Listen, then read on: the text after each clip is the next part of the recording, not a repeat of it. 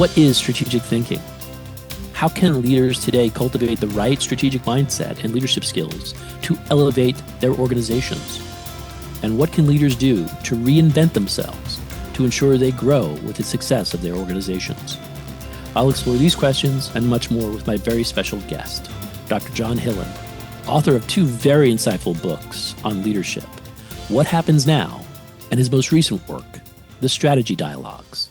I want to talk about transition a little bit because given your research, your conversations with these leaders, I'm trying to get a sense of how does a leader recognize the moment that their leadership style is no longer sufficient for the organization's next stage, but more importantly, what leadership traits or mindset, if you will, tend to hold back leaders from making that necessary evolution? I would say the number one thing that ties everything together that causes leaders to stall is they think they need to work in their business, so to speak, rather than on their business. So I'll give you an example. We talk about a stall, and they're called the stakeholder stall. When you're managing stakeholders, in the forward to the book, Norm Augustine, former Secretary of the Army, former Chairman and CEO of Lockheed Martin, said that he's an aerospace engineer. And when he became CEO of the world's biggest aerospace and engineering company, he thought, well, good, I'm an aerospace engineer, it's an aerospace engineering company. This all fits. And then he spent no time engineering, no time aerospace engineering. He spent all his time with lawyers, bankers, politicians, regulators, and others.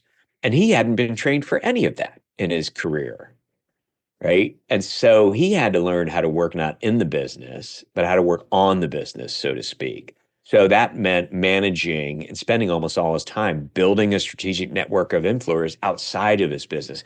It is quite a chore for me sometimes as an executive coach. And I've coached everything from new Navy admirals through to, big time CEOs. But to get them to focus on building strategic networks that are full of people who don't work for them. I want them to get to know people in the press that covers them. I want them to get to know the regulatory and political environment that affects their industry. I want them to get to know their competition. I want them to be on a name basis with their most virile competition and so on. Because if you wait until you need a stakeholder relationship, it's too late to form it.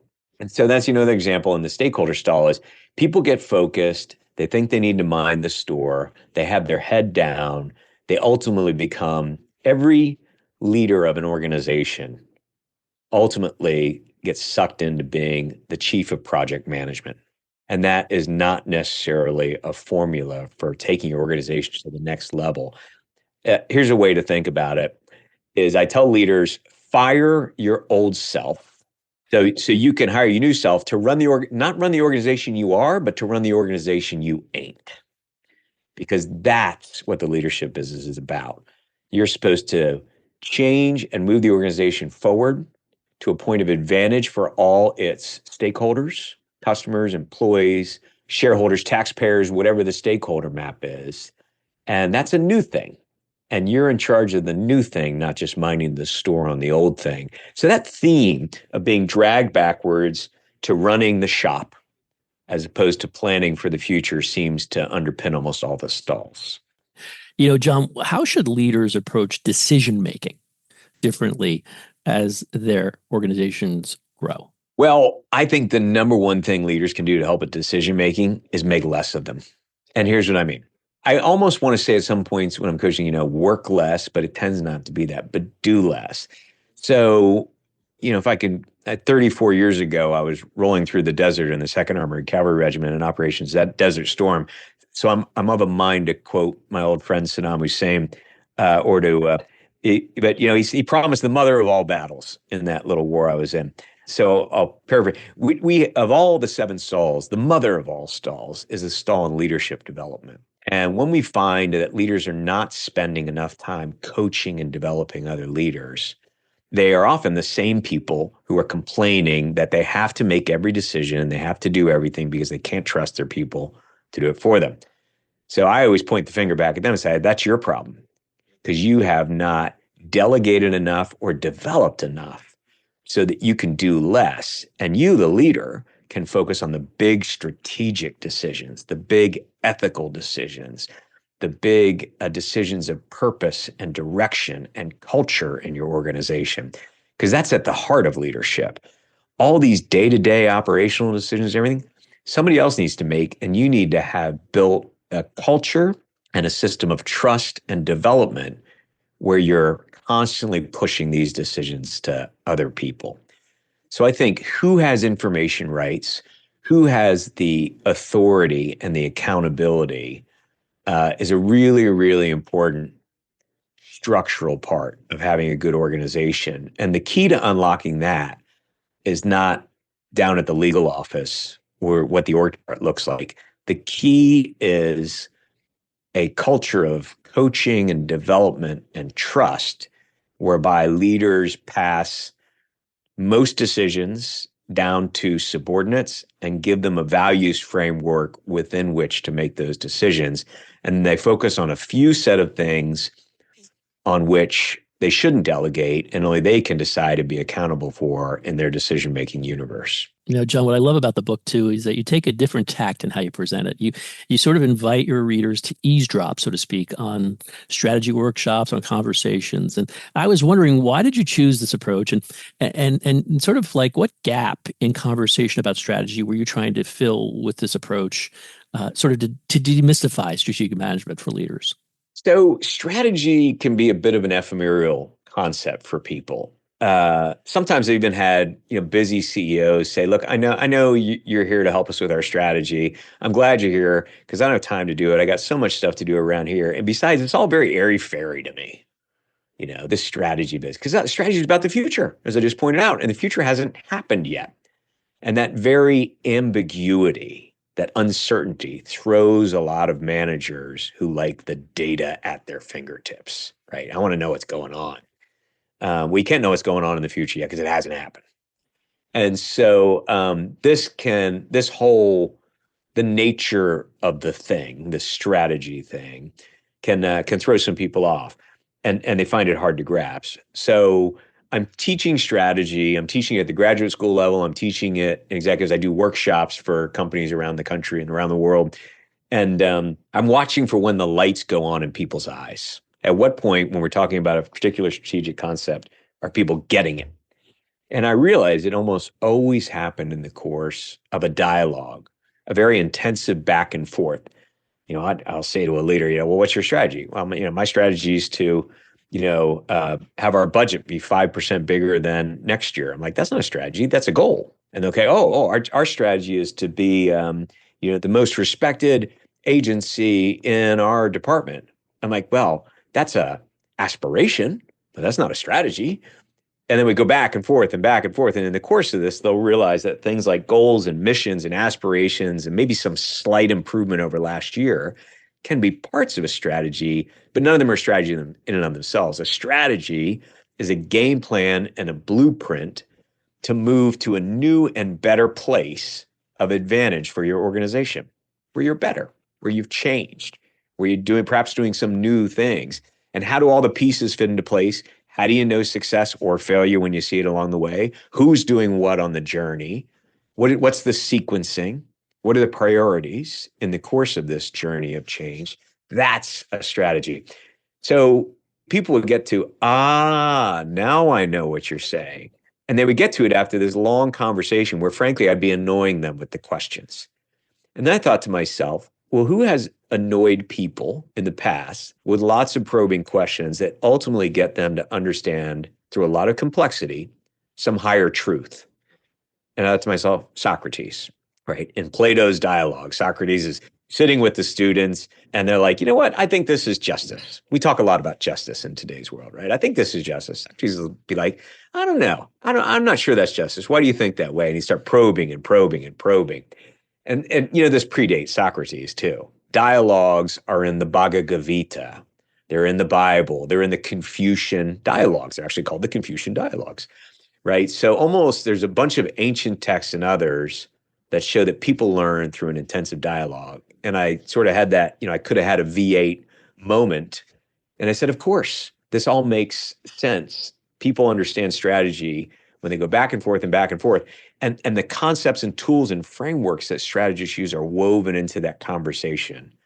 So they can throw their thoughts up on the whiteboard and see how it all fits. And then maybe even stuff them into an analytical framework So I tried to do that in the book. None of these dialogues are invented, really. I've had hundreds of them my whole life, as have other people. And then I drop in the book, including in, a little summary part of each chapter, the tools and frameworks you can use to have these dialogues yourself and figure out your own strategic positioning and where you want to go with your organization. Which framework do you think is most applicable to the public sector leaders? And how could government executives use the framework to navigate today's uncertainties? A little preamble about frameworks. So, one of my main points in the book, I would say the meta theme of the book is that strategy is not a what to think. It's not an answer. It's not a formula. It doesn't spit out, here's what your budget and missions and staffing levels should be in 2028, right? It might, but strategy is not a what to think. It's a how to think. And so that's why I spend the first few chapters just talking about the how to think piece before diving into, okay, now you want to solve strategic problems. Let's tuck into them and see what kind of frameworks might get you there. I think it's really important for all leaders not to start with a great idea. You might end with a great idea, but just start with the process. And to your point, I think the best thing, especially in this day and age, with a lot of change in the air in government, is start with mapping your external environment. Who's doing what kind of missions? Who else is adjacent to you? This became a really insightful tool for me when I was at the State Department, because I had political military affairs, and the Pentagon was also involved in military affairs. And what does that even mean, the Pentagon? Well, about 90 different parts of the Department of Defense were involved in political military affairs in different ways. And, so now I'm not just dealing with another department, but I'm dealing with subparts of departments within the individual services, within the combatant commands, within the joint staff, within OSD. Oh, and then I also had congressional committees and staff and members intensely interested in what we're doing. Oh, and then, USAID people were also involved. And then different parts of my own department over at the State Department. And Treasury was out there too. I remember running into the Deputy Secretary of the Treasury and the Undersecretary, now a new senator from Pennsylvania, Dave McCormick, overseas. And I said, well, what are you two guys doing? And they said, we're doing this. I said, that's what I'm doing. And because it was counterterrorism related things. And they were working on the financing piece, and I was working on the capacity building piece for allies.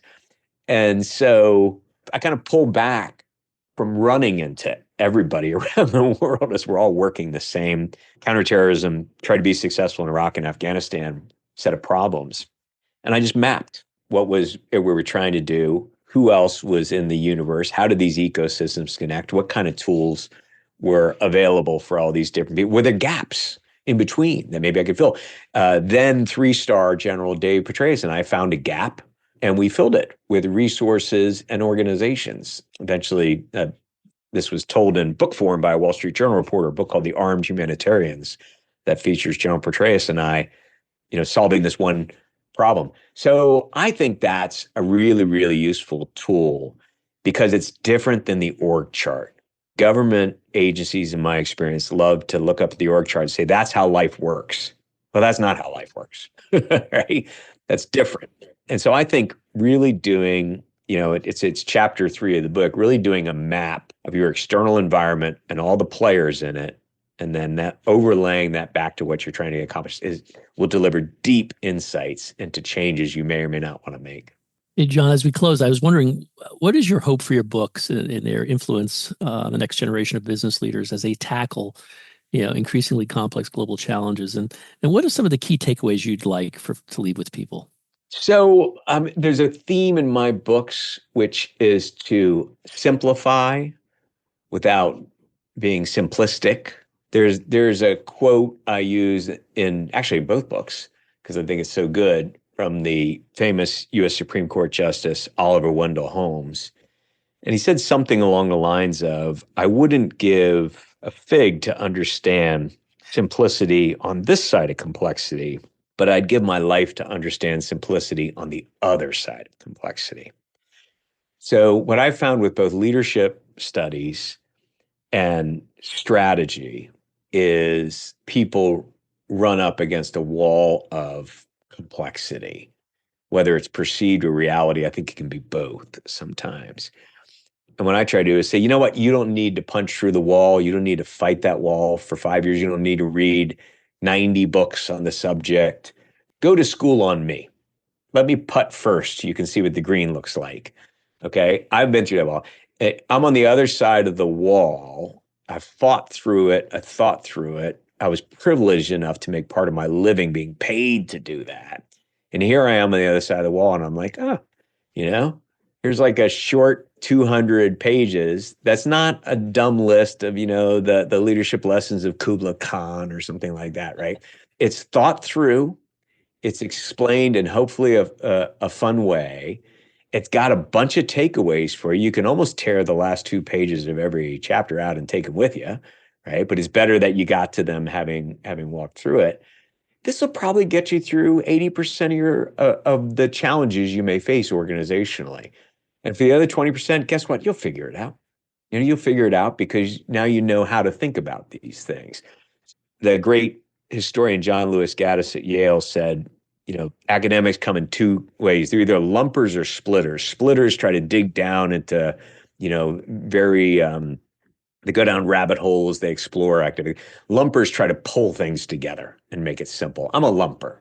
What I've tried to do in both these books is say, here's one place. And by the way, there's, as you talk about, there's significant annotated biographies in both. So if you do want to be a splitter and go down and do further exploration, I've got basically the greatest hits of, both genres in both books, like reference guides. They're at your disposal. But these books are meant to simplify for the operating field executive to make their life easier tomorrow. This has been a special edition of the Business of Government Hour, a conversation with authors, with Dr. John Hillen, author of 2 excellent books on leadership, The Strategy Dialogues, and What Happens Now. Be sure to join us next time for another informative, insightful, and in-depth conversation on improving government leadership and its effectiveness.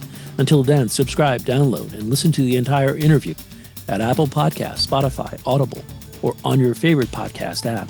And as always, at businessofgovernment.org.